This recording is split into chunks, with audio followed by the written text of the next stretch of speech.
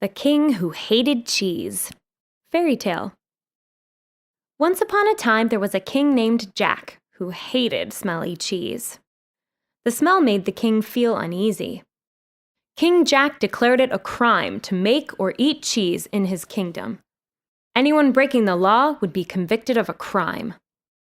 King Jack was married to Queen Feta, and they had a beautiful daughter, Brie. She and the other children in the kingdom grew up without even knowing that cheese existed. Now, King Jack had been arguing with the monarch who ruled a nearby kingdom. Both kings laid claim to a mountain that stood between their lands. They both had strong feelings about the issue and grumbled about it constantly. Finally, the two kings met to discuss the problem. To their surprise, they found they liked one another. They became good friends and agreed to sign a treaty that would solve the problem. The treaty said that the mountain belonged to both kingdoms. It also contained a provision stating that as a show of unity between the kingdoms, Princess Brie would marry Prince Colby, the son of the other king.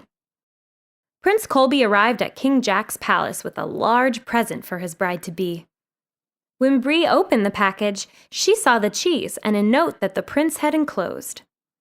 Brie was puzzled, for she had never seen cheese before. "Stop!" King Jack said. "Don't touch it!" Then he pointed at Prince Colby. "You have broken one of my laws. No cheese allowed! Guards, take him to the dungeon!"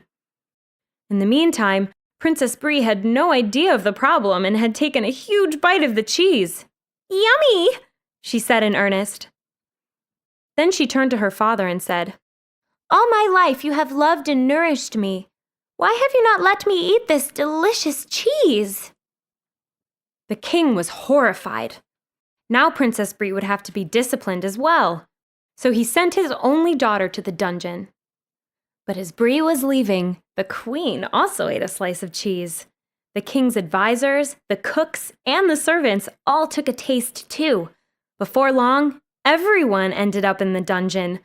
At that point, only King Jack remained in the palace. He looked at the big piece of cheese. By now, its edges were all jagged and uneven. It was quiet in the palace, and King Jack could think freely. He stared at the cheese. It was not a quick action, rather, it was very gradual.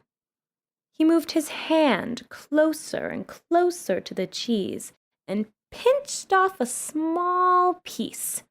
He sniffed it and decided it was not smelly. Then he put it in his mouth. He murmured. "This is delicious." He ran to the dungeon and freed everyone. He declared a grand feast for the wedding and asked the prince if more cheese could be sent for immediately. The wedding was held the very next day. Of course, Princess Brie and Prince Colby lived happily ever after.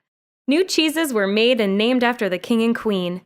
So the next time you eat a piece of Brie, Colby, Jack, or feta cheese, you can think of this story.